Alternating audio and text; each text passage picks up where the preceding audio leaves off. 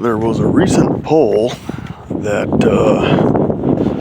seemed to indicate that a lot of people, now maybe not anything close to half of people that would actually have the balls to come out and say it, but that a lot of folks in this country, this dying, worthless economic zone, this excuse of a country, a republic, an empire that calls itself a republic, a lot of folks that took this poll, interestingly enough, stated that they felt that America was losing its identity. Well, of course. But, you know,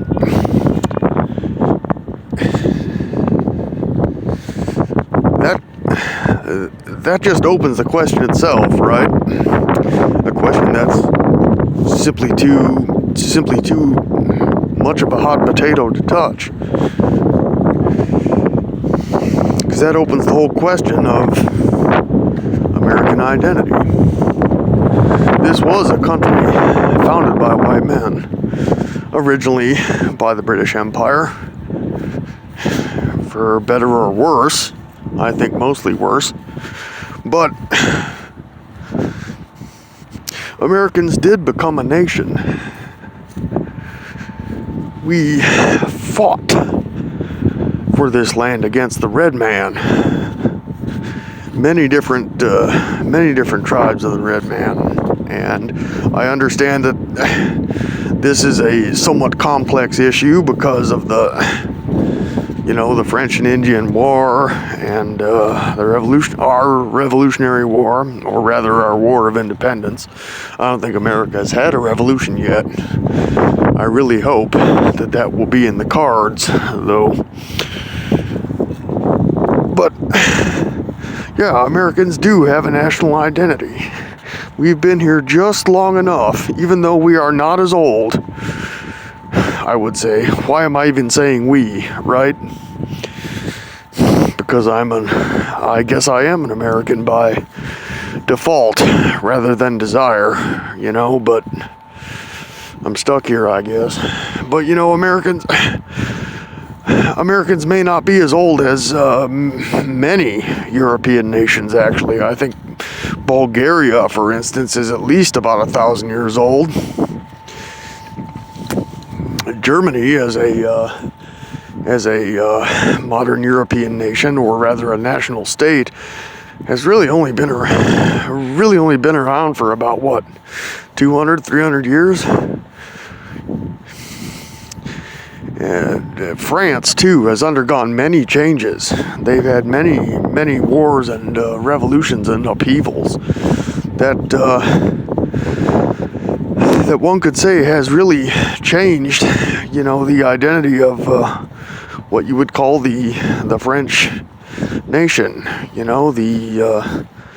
The Gallo-Roman type, foundational stock of what made France. Perhaps that's a little bit inaccurate, but if I'm oversimplifying things here, it's just because I kind of have to.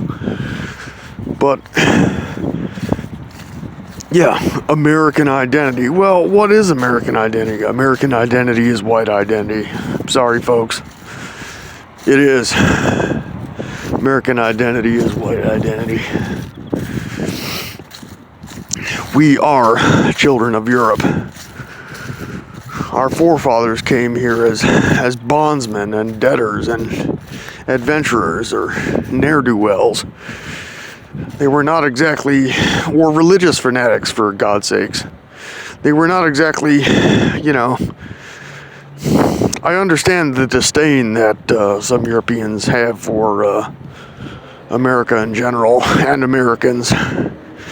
I will be the first to admit, yes, we are lazy, we are stupid, we are fat, we are sluggish. There's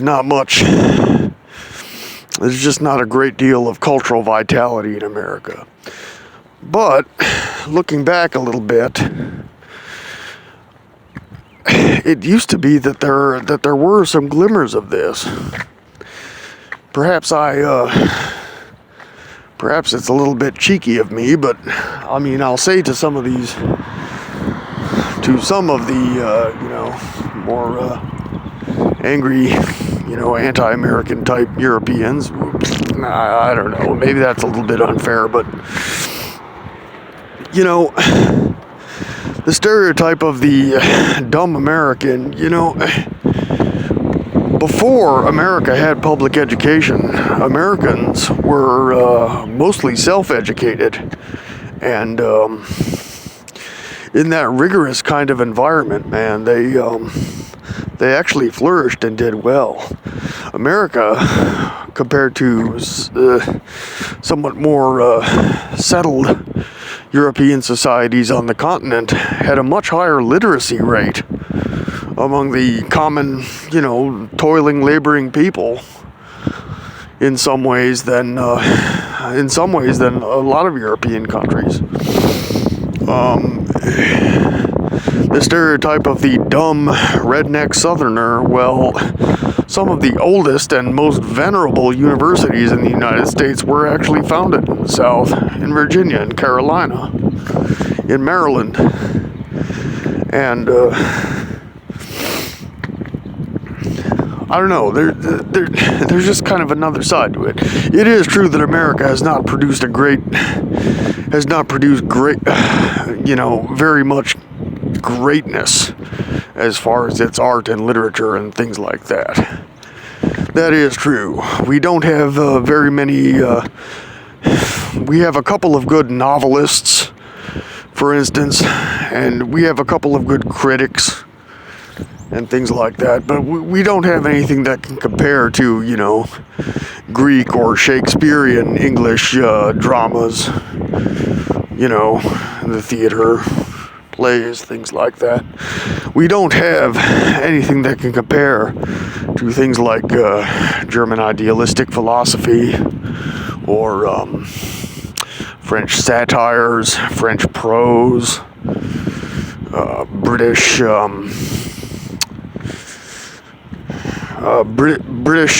science.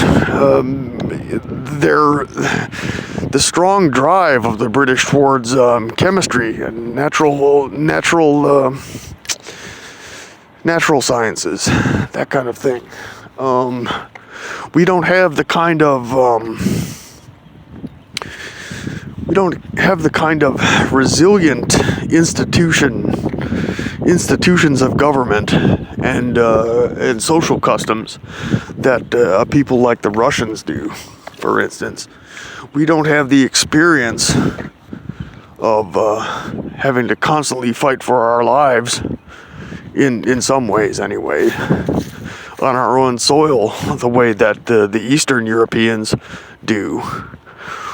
We don't have that kind of big legacy of culture formation the way that Greece and Rome does, obviously. We're too young, we're too cocky, we're too poor, we're too inwardly poor. There's just not a whole lot going on there. But there are some things about America and American spirit that are or at least as I understand it, that are kind of positive.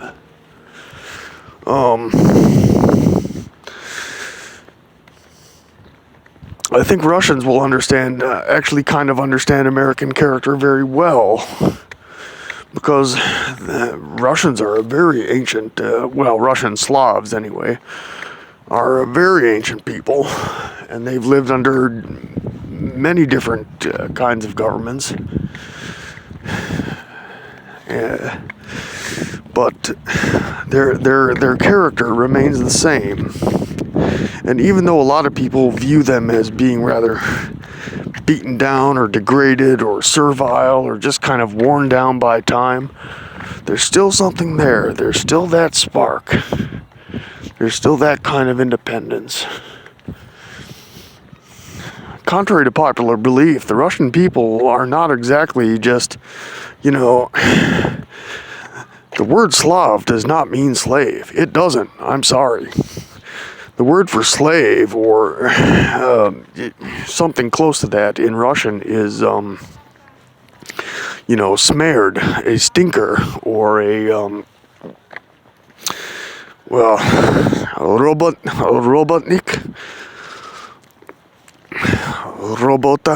robotnik.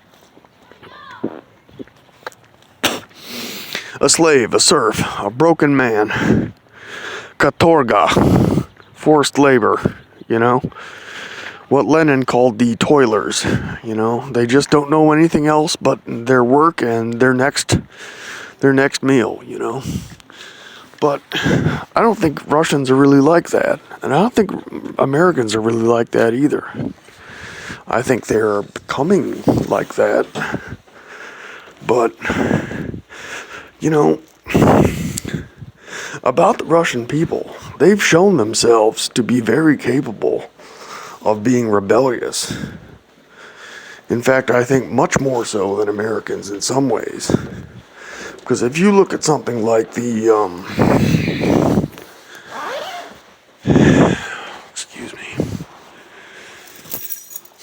if you look at something like the, what was that? Stenka Razin rebellion, or the Cossack rebellions, or peasant rebellions. I mean, Russians have had a lot of rebellions. They've had one revolution that was basically a Jewish revolution guided by Jews and foreign capitalists and stuff like that. But Russians are not these meek, beaten down, sheep-like people that some stupid people think that they are like. You know what I'm saying? Russian people there's always something uncanny about them.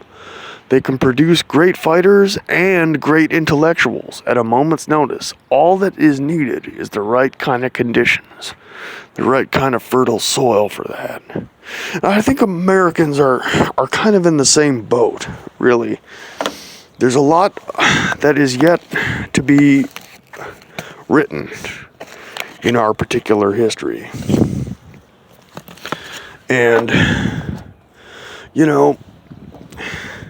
just like Germany wasn't Germany back in the Dark Ages, it was just Germania, or it was just this part of Central Europe, or it was just wherever the Hercynian forest used to be, right? The hinterlands, the frontiers of Rome, right? Nobody knows. That's not an actual country. It's just land. It's just there, right? It's just a wild, open area. Well, let me just say that America had kind of a past like that, and I think it's going to have something like that again. Really, I think that. I'm sorry. I'm gonna let it smoke off here. I'm sorry. Please excuse my vices, my disgusting vices. So it's been a long day at work, and I just kind of feel like a smoke, actually. But yeah, there is that side of America that I think Europeans, I don't know, maybe it will take something really big and huge and terrifying, like a prolonged period of anarchy, a new Dark Ages. Some folks have said that we are overdue for another ice age, right? So maybe that will happen too. In any case, something really big, something that just doesn't even make sense, that can't be warded off with rational planning or whatever. Something like that, a game-changing event, right? Maybe it doesn't even have to be a big, dramatic type of, collapse or apocalypse or whatever, right? But just something that clears the ground, that creates free space, that creates new possibilities and opportunity. If you look at the Italians during the Renaissance, for instance, now this was a fragmented people that was just tyrannized over by, well, the church and kings and popes and, dukes and local, like mafia style, like overlords, powerful aristocratic families like the Medici, etc. Or they were organized into small, embattled kind of free cities or citizen communes or like little city republics or whatever. Well, during this period of what we would consider today, right, to be just horrifying anarchy in Italy, that's when you saw all the good things from the Renaissance spring into full bloom, Danger and hazard and challenge and opportunity awakened that kind of part in what you could say was the national spirit of the Italian people. And that's what I think is,